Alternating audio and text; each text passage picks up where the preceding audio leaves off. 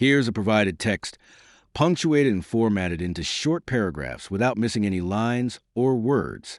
What you're about to witness isn't just politics. It's a masterclass in dignity under fire. In a packed conference hall in Abuja, Nigeria's most powerful leader thought he could humiliate a young African president on live television. What happened next shocked the entire continent and sent ripples across the world. Ibrahim Traoré's response wasn't just words. It was a moment that redefined what leadership looks like in modern Africa. The cameras captured everything, and within hours, millions were watching a quiet revolution unfold in real time. This is a story of how one man's arrogance met another man's unshakable truth, and why the world couldn't stop talking about what happened next. The morning sun cast long shadows across the marble floors of the International Conference Center in Abuja, Nigeria.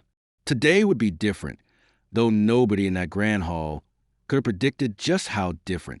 The banners hanging from the ceiling proclaimed unity through prosperity, an African renaissance.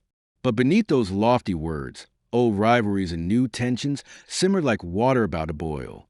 President Ahmed of Nigeria stood at the center podium, adjusting his gold-trimmed Bola with practiced authority. At 67, he had ruled Nigeria for over 2 decades, weathering coups, economic crises, and international sanctions with the kind of political cunning that made him both feared and respected across West Africa. His laugh was legendary, loud, theatrical, and often deployed as a weapon against those who dared challenge his vision of continental leadership. The hall buzzed with the controlled chaos of international diplomacy. Delegates from 23 African nations filled the ornate chairs, their conversations creating a multilingual symphony of French, English, Arabic, and dozens of local languages. Television crews from CNN International, BBC Africa, France 24, and Al Jazeera positioned their cameras for optimal coverage, while social media teams prepared to live stream every moment to audiences hungry for African political drama. Then, Ibrahim Traoré walked in. At 34, the president of Burkina Faso cut a striking figure against a backdrop of gray-haired statesmen and career politicians. No elaborate entourage followed him, just 2 modest security officers who maintained a respectful distance. His simple brown suit was impeccably tailored but deliberately understated, a stark contrast to the designer outfits and traditional royal garments worn by his contemporaries. Most remarkably, he carried no notes, no briefcase, no tablets, just himself and whatever thoughts occupied his mind. The whispers started immediately. "Is that really him?" murmured the Ghanaian foreign minister to his aide. "He looks younger in person," observed a journalist from South Africa, frantically typing notes on her phone. "My son is older than this man," chuckled the elderly president of Chad, though his tone carried more curiosity than derision. Traoré seemed oblivious to the attention, or perhaps simply indifferent to it. He found his designated seat in the 3rd row, not among the front row VIPs reserved for Nigeria, South Africa, Egypt, and Kenya, but in what diplomatic protocol considered the emerging leaders section. If the placement bothered him, his expression revealed nothing. He sat with the posture of someone completely comfortable in his own skin, hands folded, eyes focused on the stage ahead. The program began with the usual pageantry. A children's choir sang the African Union anthem in Swahili, their voices echoing beautifully through the hall's acoustic design. Religious leaders offered prayers in multiple faiths, each blessing carefully timed to avoid offending any particular constituency. Economic ministers presented PowerPoint slides filled with optimistic projections about trade partnerships and infrastructure development. But everyone knew the real drama would begin when President Ahmed took the microphone for his keynote address. "Distinguished colleagues, esteemed friends, fellow architects of our continent's destiny," Ahmed began, his voice carrying the practiced cadence of someone who had delivered thousands of speeches. "We gather today not as separate nations, but as one African family, united in our pursuit of prosperity, stability, and progress." The opening lines were standard diplomatic fare, the kind of rhetoric that sounded profound but committed to nothing specific. Delegates nodded politely while checking their phones or reviewing their own speaking notes. The cameras dutifully recorded everything, though the producers knew these opening minutes would likely be edited down to brief sound bites. Ahmed warmed to his theme, his voice gaining strength and theatrical flair. He spoke of Nigeria's role as a giant of Africa, referencing the country's massive population, oil wealth, and regional influence. He praised older leaders for their wisdom born of experience, and subtly dismissed what he termed impulsive governance by younger politicians. Leadership, he declared, pausing for effect, is not a hobby for the restless young. It is a sacred responsibility that requires decades of preparation, years of patient learning, and the kind of institutional memory that only comes with time. The first direct glance toward Traoré came during this section, though it appeared casual enough that television viewers might have missed it. But everyone in the hall understood the implication. Traoré's expression didn't change. He continued listening with the same focused attention he had maintained since arriving, occasionally taking a sip from the water glass beside his chair.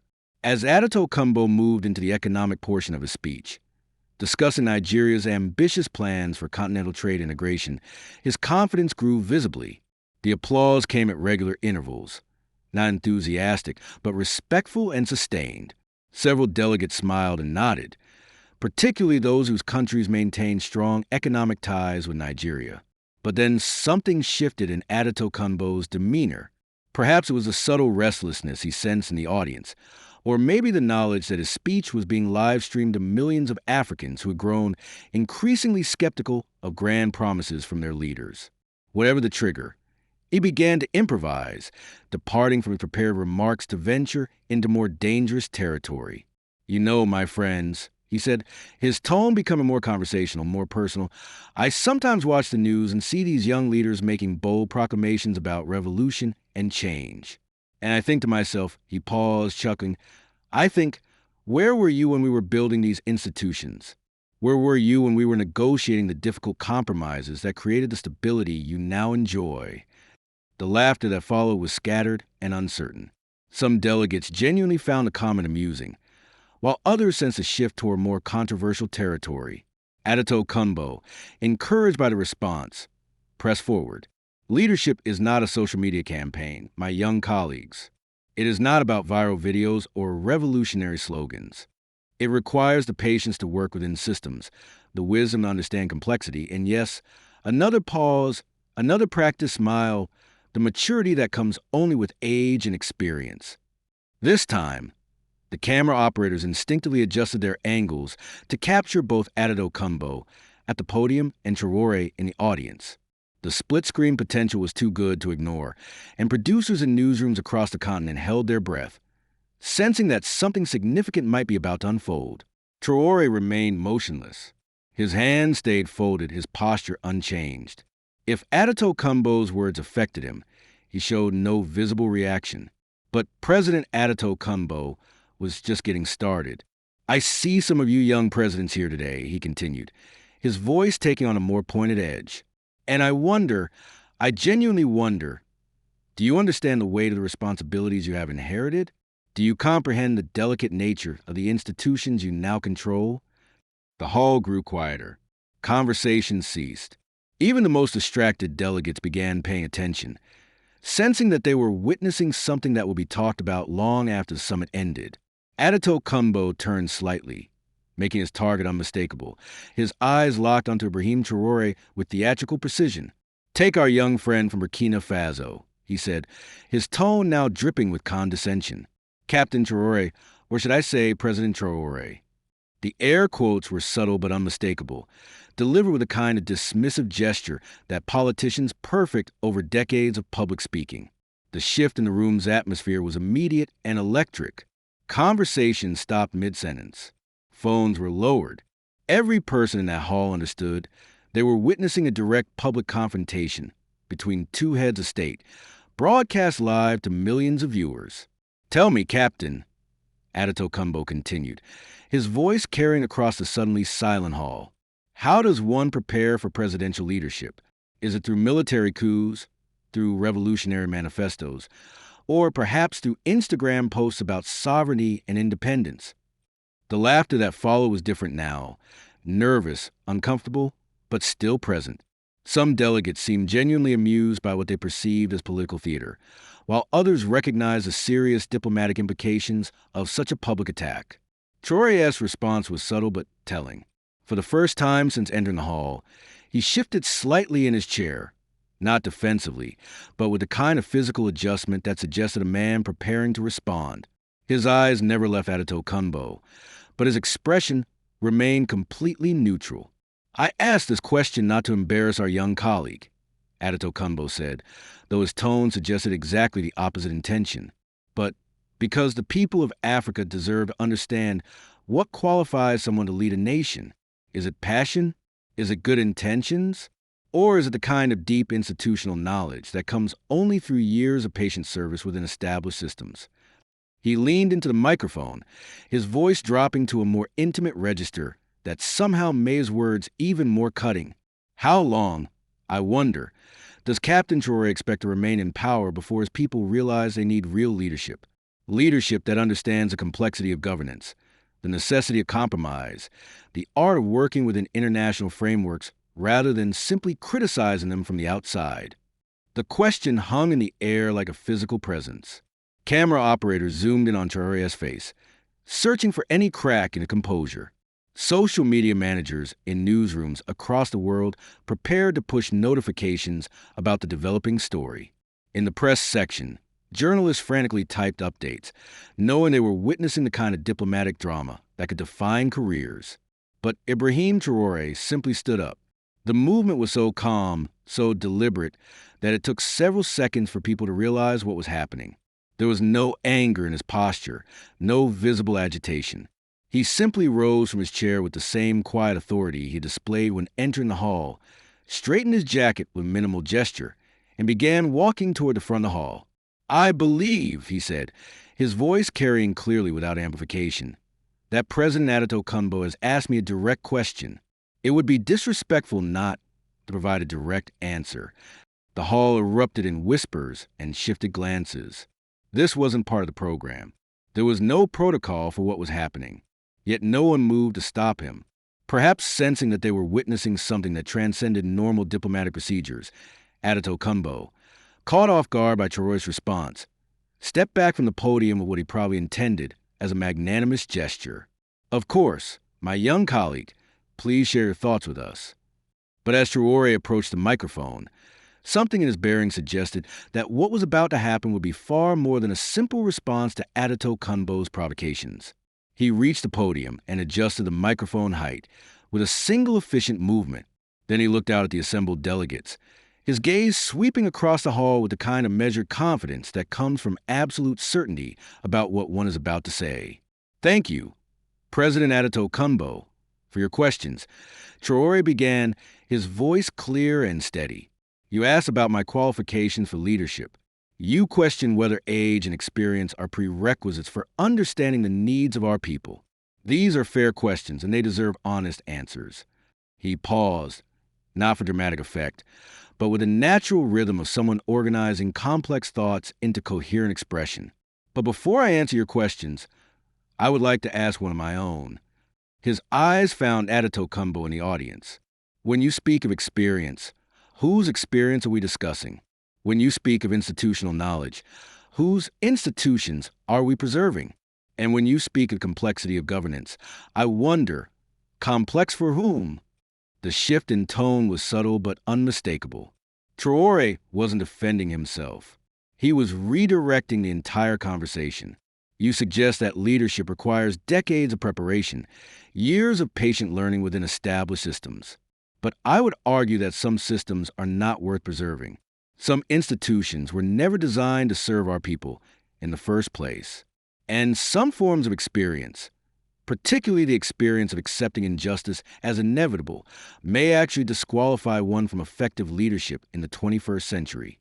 Murmurs began rippling through the audience. This wasn't the defensive response everyone had expected.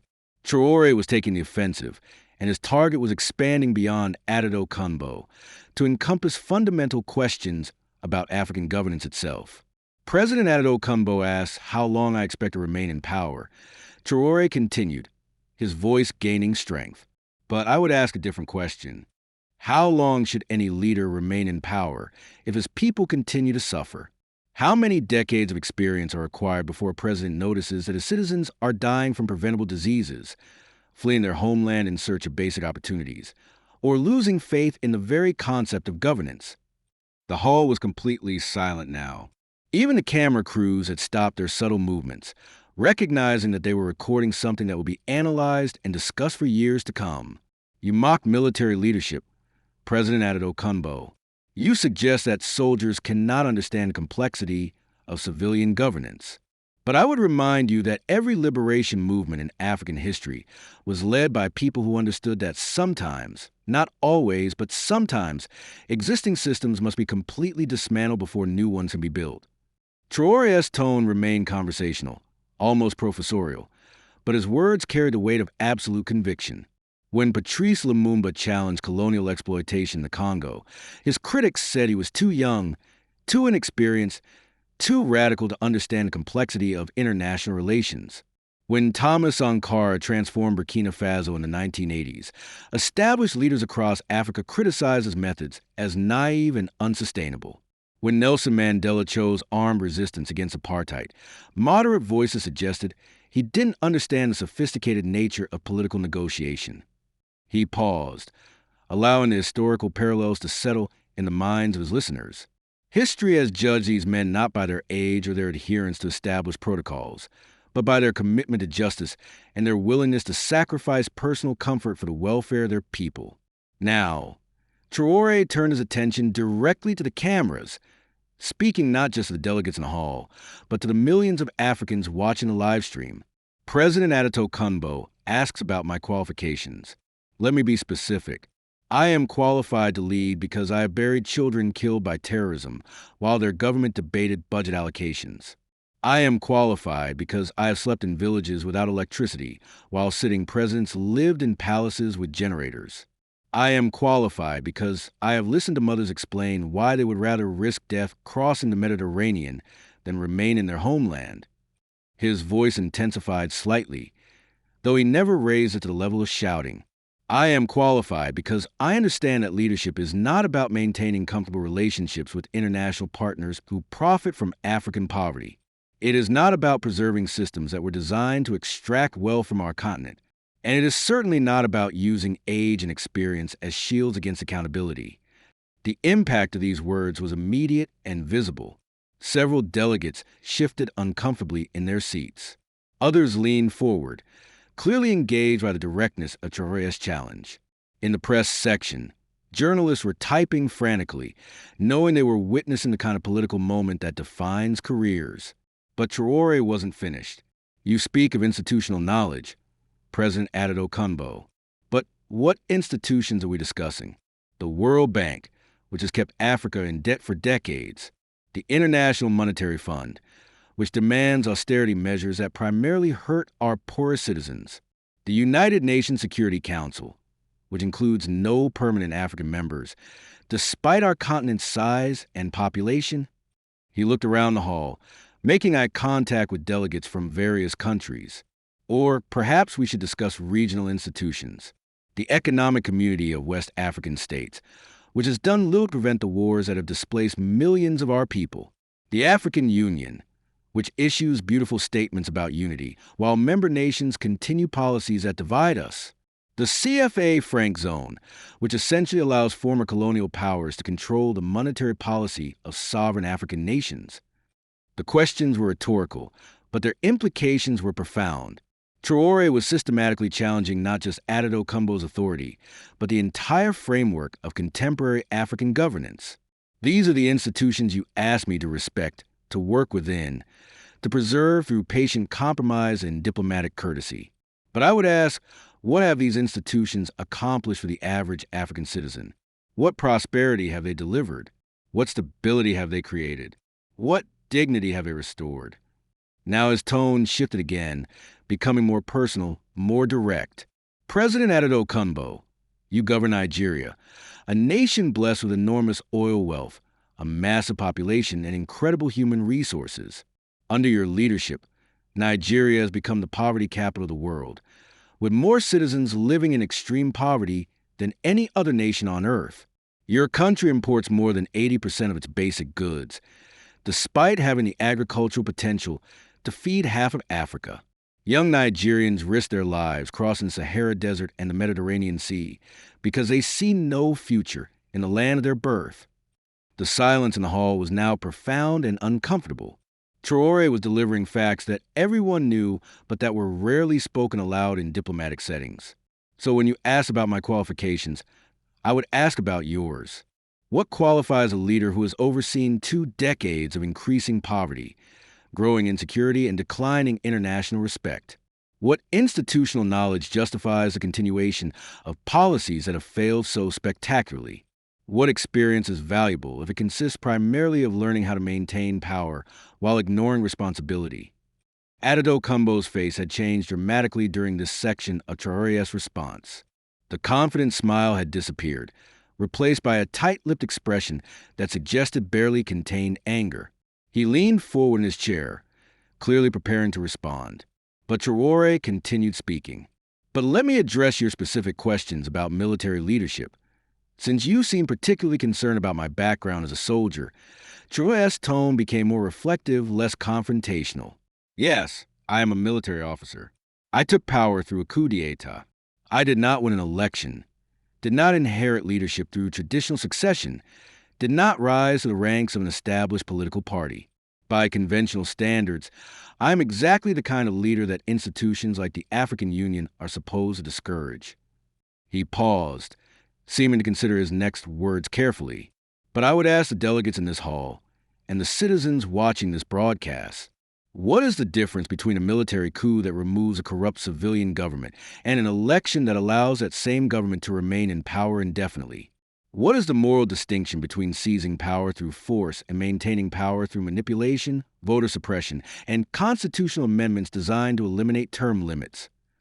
The question struck at the heart of contemporary African politics, where many civilian governments had proven as authoritarian and corrupt as the military regimes they had replaced. In Burkina Faso, we held a coup not because we loved power, but because the previous government had lost any connection to the people it claimed to serve.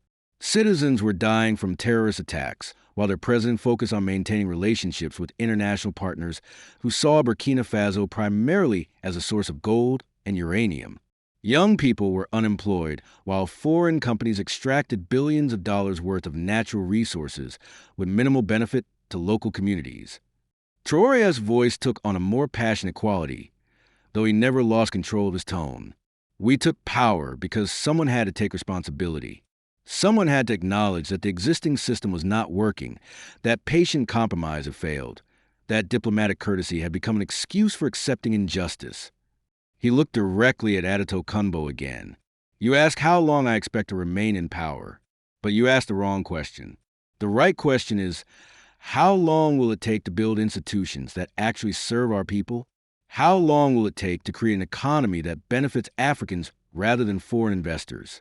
How long will it take to restore the dignity that our people deserve? Now, Traoré's attention turned back to the broader audience, both in the hall and watching the broadcast. If it takes 5 years, I will govern for 5 years. If it takes 10 years, I will govern for 10 years. But unlike leaders who cling to power for decades while their countries decline, I am not interested in permanent rule. I am interested in permanent change. The applause that followed was scattered and uncertain, with some delegates clearly moved by Traoré's words, while others remained skeptical or hostile. But the energy in the hall had shifted dramatically. This was no longer a routine diplomatic summit. It had become a fundamental debate about the future of African leadership. Traoré wasn't finished, however. President Addo Kumbo speaks of complexity, of the need for sophisticated understanding of international relations. But I would argue that our problems are not as complex as our leaders pretend. The solutions are often quite simple. We simply lack the political will to implement them. He began ticking off points on his fingers, his manner becoming more direct and practical. End the CFA franc and create truly sovereign monetary policy. Negotiate resource extraction contracts that benefit African nations rather than foreign corporations. Invest in education and healthcare rather than military equipment purchased from former colonial powers. Create regional trade partnerships that prioritize African unity over European or American interests. With each point, his voice grew stronger, more confident. Stop borrowing money from international institutions that demand austerity measures as conditions for assistance. Stop attending summits where African leaders are treated as junior partners begging for investment. Stop accepting the premise that African poverty is inevitable or that our underdevelopment is somehow natural. The hall was electric now. Some delegates were nodding in agreement, while others looked uncomfortable or angry. The press section was buzzing with activity, as journalists recognized they were witnessing a speech that would dominate headlines across the continent. These are not complex problems requiring decades of experience to understand. They are political problems requiring courage to address. And courage, President Addo Okunbo, is not a function of age. Some of history's most courageous leaders were very young when they changed the world. Alexander the Great conquered most of the known world before his 30th birthday. Joan of Arc liberated France when she was 19. Che Guevara was 28 when he helped lead the Cuban Revolution. Martin Luther King Jr. was 26 when he led the Montgomery bus boycott. Nelson Mandela was 26 when he co-founded the ANC Youth League. He smiled slightly, the first time his expression had changed since beginning his response.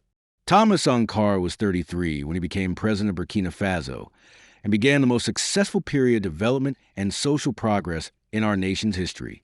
He was 39 when he was assassinated by forces that preferred the old system of exploitation over independence. The reference to Sankara was particularly powerful, given his legendary status across Africa as a leader who had prioritized African independence and dignity over international approval. So when President Addo Okunbo asks about my age, I am reminded that youth and inexperience are often code words for independence and refusal to accept injustice as inevitable. When established leaders criticize younger politicians for being too radical or too impatient, they are often defending systems that benefit them personally at the expense of the people they claim to serve. Now, Traoré returned to the podium, gripping its edges with both hands as he prepared to deliver his conclusion. But let me be clear about something, because I want no misunderstanding about my intentions or my methods. I am not here to attack President Addo Okunbo personally, nor to diminish the legitimate achievements of Nigeria or any other African nation. I am here to challenge ideas, to question assumptions, and to advocate for approaches that prioritize African dignity and independence. His tone became more conciliatory, though no less firm. Nigeria is our brother nation. Its success is Africa's success, and its struggles are Africa's struggles. President Addo Okunbo has governed during difficult times, facing challenges that would test any leader. I do not question his patriotism or his desire to serve his people. The diplomatic courtesy in these words made his earlier criticisms even more powerful by contrast. But I do question whether the approaches that have failed for decades will suddenly succeed if we simply give them more time. I do question whether patience and compromise are always virtues, particularly when the cost of patience is measured in human lives and lost opportunities. Traoré looked around the hall once more, his gaze taking in delegates from across the continent.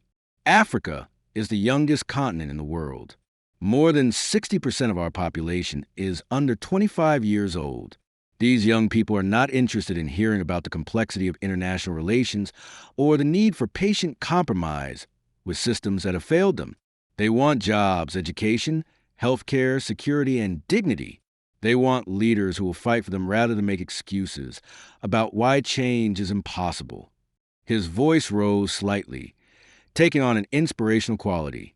These young Africans are not impressed by age or experience. That experience consists primarily of learning how to accept failure. They are not interested in institutional knowledge if those institutions have consistently failed to deliver basic services.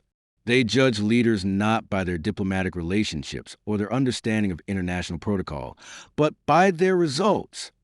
Now, Traoré spoke directly to the cameras, addressing the millions of young Africans he knew were watching. To the young people of Africa who are watching this broadcast, you do not need permission to demand better leadership. You do not need to wait until you are older to recognize injustice or to work for change. You do not need to accept poverty, unemployment, or insecurity as inevitable features of African life. His words carried the weight of absolute conviction. Your energy, your impatience, your refusal to accept the status quo, these are not weaknesses to be overcome through age and experience. They are strengths to be channeled toward building the Africa that you deserve. The applause that followed was different from the polite diplomatic clapping that had characterized earlier portions of the summit. This was genuine, enthusiastic, and sustained. Even some of the older delegates joined in, clearly moved by the power and authenticity of Traoré's message. But he wasn't quite finished. President Addo Kumbo asked, "How long do I expect to remain in power before my people realize they need real leadership?" Let me answer that question directly. Traoré's tone became quieter, more personal. "I will remain in power exactly as long as my people believe I am serving their interests rather than my own. The moment they decide that I become more interested in maintaining power than in delivering results, they should remove me through elections, through protests, or, if necessary, through the same kind of popular uprising that brought me to power in the first place." The boldness of this statement sent ripples of surprise through the hall. No sitting president volunteers to be removed from office, even hypothetically. Real leadership, President Addo Kumbo, is not about maintaining power at any cost. It is about accepting responsibility for results. It is about being willing to be judged by the welfare of your people rather than by the approval of international partners or the stability of existing institutions. He stepped back from the podium, preparing to conclude. "I came to this summit hoping to discuss concrete strategies for African development and independence. I came prepared to listen, to learn, and to collaborate with leaders across our continent. I did not come expecting to defend my right to serve my people or to justify my commitment to African sovereignty." His tone carried a note of disappointment, but also of resignation. But if this is a conversation we need to have, if we need to debate whether age matters more than results, whether diplomatic experience matters more than popular support, whether maintaining existing systems matters more than serving existing people, then I am prepared to have that conversation. Traoré looked one final time at President Addo Kumbo, who sat rigid in his chair, his face a mask of barely controlled anger. "I hope, President Addo Kumbo, that despite our disagreements today, we can work together in the interest of African progress and unity. I hope that our different approaches to leadership can complement rather than conflict with each other. But I also hope that you will understand why some of us believe that business as usual is no longer acceptable." He stepped away from the podium, his posture relaxed but dignified. "Thank you for your attention, and thank you, President Addo Kumbo, for providing the opportunity to share these thoughts." The hall erupted. Some delegates applauded enthusiastically, while others sat in stunned silence. The press section was a frenzy of activity, as journalists called their editors, knowing they had just witnessed one of the most dramatic political moments in recent African history. President Addo Kumbo remained seated for several long seconds, clearly struggling to process what had just happened. When he finally stood to return to the podium, his movement was stiff, uncertain. The confident politician who had dominated the earlier portions of the summit had been replaced by someone who seemed genuinely shaken. "Well," Addo Kumbo said, forcing a smile that fooled no one, "our young colleague certainly has passion, and passion, as we all know, can be valuable in politics." But his response felt hollow, defensive. The energy in the room had shifted completely. Traoré had transformed what was supposed to be his moment of humiliation into something entirely different. A manifesto, a challenge, a vision for a different kind of African leadership. As the summit continued, something had fundamentally changed. Delegates who had barely acknowledged Traoré's presence before were now approaching him during breaks, shaking his hand, engaging in intense conversations. Younger staff members from various delegations were taking selfies with him, while older diplomats found reasons to introduce themselves and exchange contact information. Meanwhile, President Addo Kumbo found himself increasingly isolated. The confident laughter that had greeted his earlier jokes was replaced by polite but distant courtesy. Several leaders who had been scheduled to meet with him privately during the summit breaks quietly rescheduled their appointments. The most telling moment came during the lunch recess. Traoré sat at a table surrounded by delegates from smaller African nations, engaged in animated discussions about resource sovereignty and monetary independence. At the opposite end of the dining hall, Addo Kumbo sat with his usual allies, but their conversation was subdued, almost offensive. A journalist from BBC Africa, watching the social dynamic play out, would later write, "In the span of 20 minutes, Ibrahim Traoré had shifted the gravitational center of African political discourse. The summit continued for 2 more days, but everyone understood that the real story had already been written. But the full impact of Traoré's response wouldn't become clear until the video clips began circulating on social media. Within 2 hours of the summit's conclusion, edited versions of the exchange were trending on Twitter, Facebook, TikTok, and Instagram. The hashtag Traoré Speaks became the top trending topic across Africa, with millions of shares, comments, and reactions pouring in from across the continent and beyond. The response was overwhelming. Young Africans shared the clips with commentary like, "Finally, someone said what we've all been thinking, and this is what real leadership looks like." University students organized viewing parties to watch the full exchange, discussing and analyzing every word. But the reaction wasn't limited to young people. Older Africans, many of them disappointed by decades of unfulfilled promises from their leaders, found themselves inspired by Traoré's directness and authenticity. Parents shared the video with their children, saying things like, "This is how you stand up for what you believe in." International media quickly picked up the story. CNN International ran a segment titled "New Generation of African Leadership Challenges Old Guard." The BBC produced a documentary exploring the generational divide in African politics, using the Traoré-Addo-Okumbo exchange as its central example. Al Jazeera hosted debates about the future of African governance, with scholars and politicians from across the continent weighing in on the implications of what they began calling the Abuja moment. But perhaps the most significant response came from within Nigeria itself. Despite government attempts to downplay the incident, videos of the exchange spread rapidly across Nigerian social media.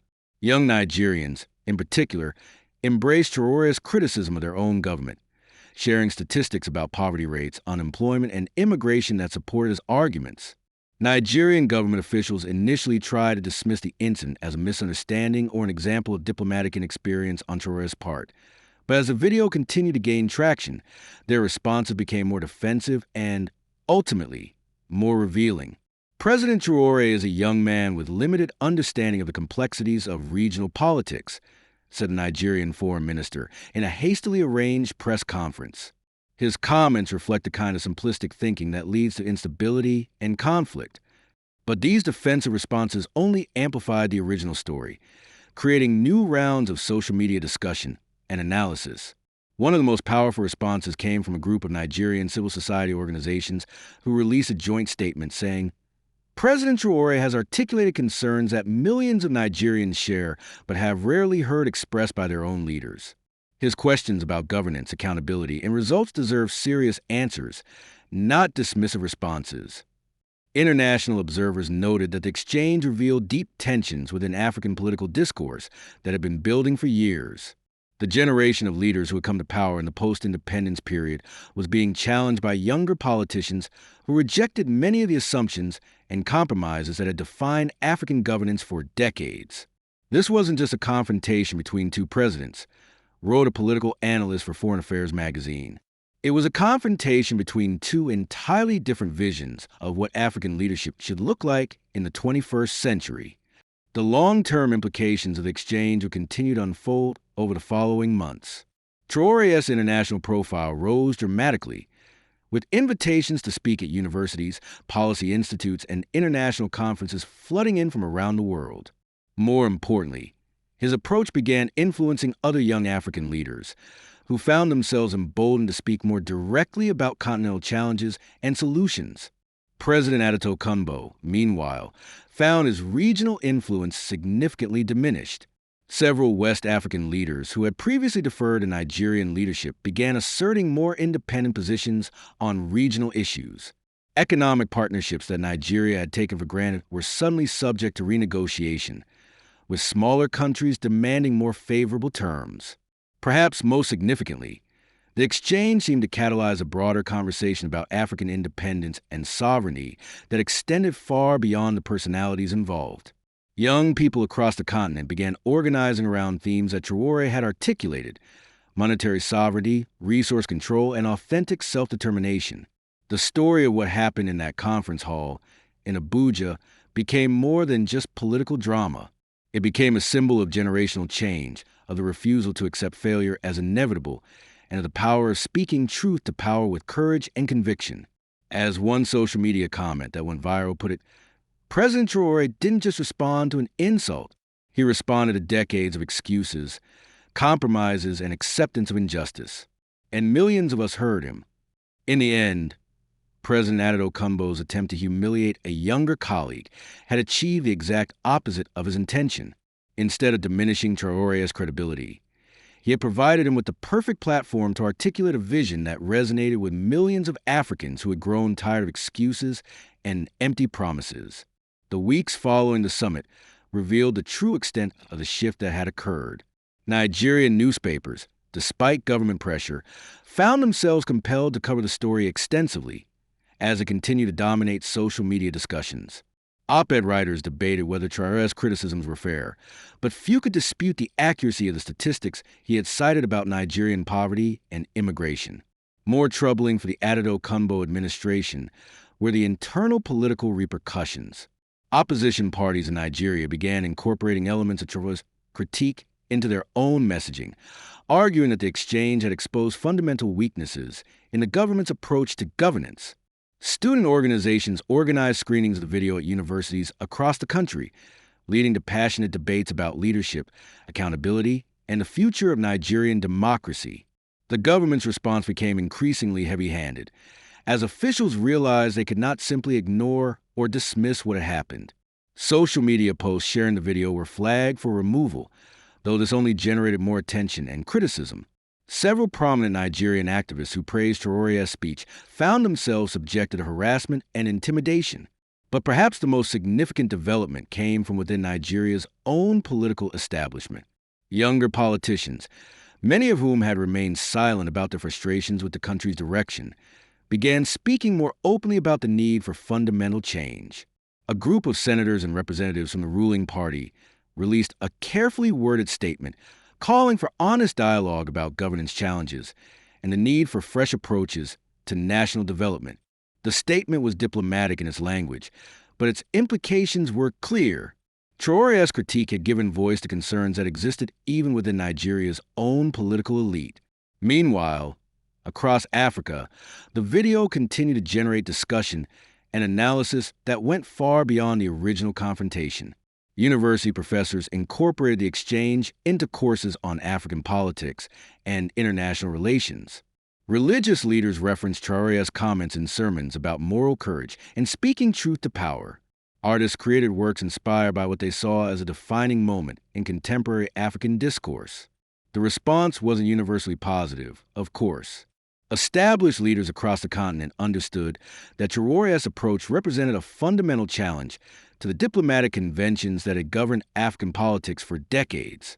Several presidents privately criticized what they saw as his disrespectful and destabilizing rhetoric.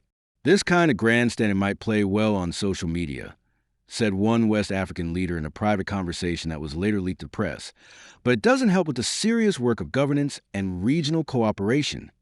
But even these criticisms seemed to miss the point. Traoré's speech hadn't been grandstanding. It had been a systematic dismantling of the assumptions and excuses that had allowed African underdevelopment to persist despite the continent's enormous resources and potential.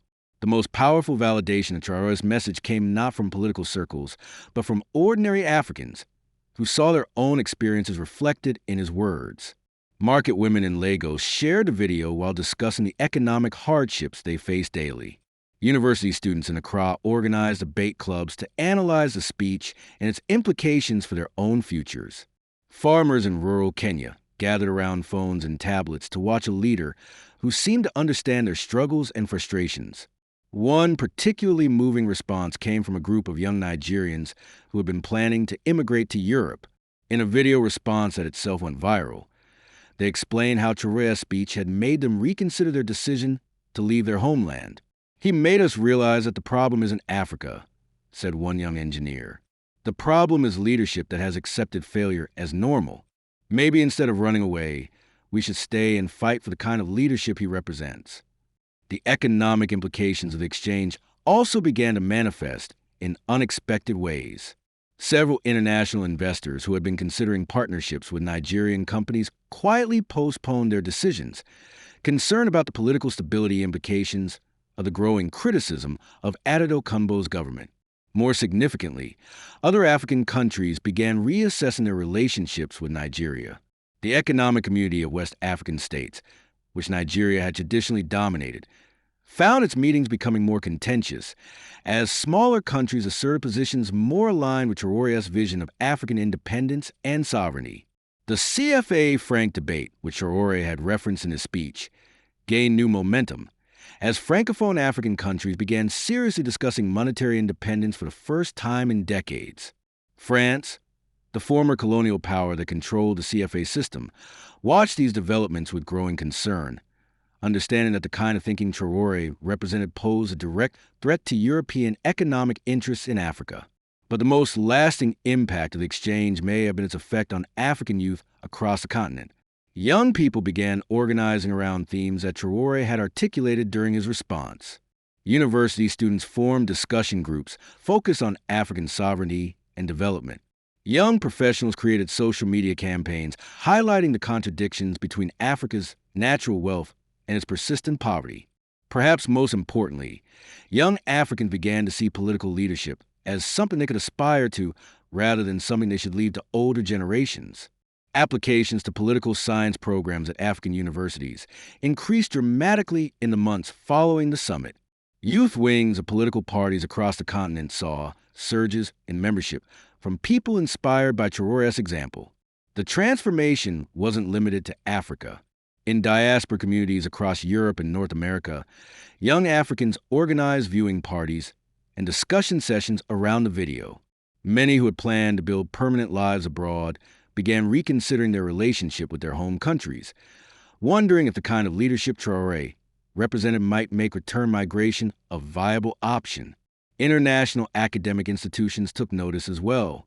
Harvard's Kennedy School of Government invited Traoré to deliver a lecture on leadership in the era of global interconnection. Oxford University's African Studies Center organized a symposium on new paradigms in African governance. The Brookings Institution published a lengthy analysis of what researchers termed the Traoré Doctrine and its implications for African development. But perhaps the most telling indicator of the exchange's impact came from President Addo Kumbo himself. In the months following the summit, his public appearances became less frequent and more carefully scripted. The confident, theatrical style that had characterized his political persona for decades was replaced by a more defensive approach that seemed to acknowledge the changed political landscape. When he did speak publicly, Addo Kumbo often found himself addressing, directly or indirectly, the criticisms that Traoré had raised. Press conferences that were supposed to focus on economic development inevitably included questions about poverty statistics and immigration rates. International meetings that should have highlighted Nigeria's regional leadership instead became forums for defending his government's record. The psychological impact of the exchange became clear during a subsequent African Union summit, where Addo Kumbo's interactions with other leaders seemed noticeably more subdued. The man who had once commanded rooms through force of personality now appeared uncertain, almost diminished. Meanwhile, Traoré's influence continued to expand.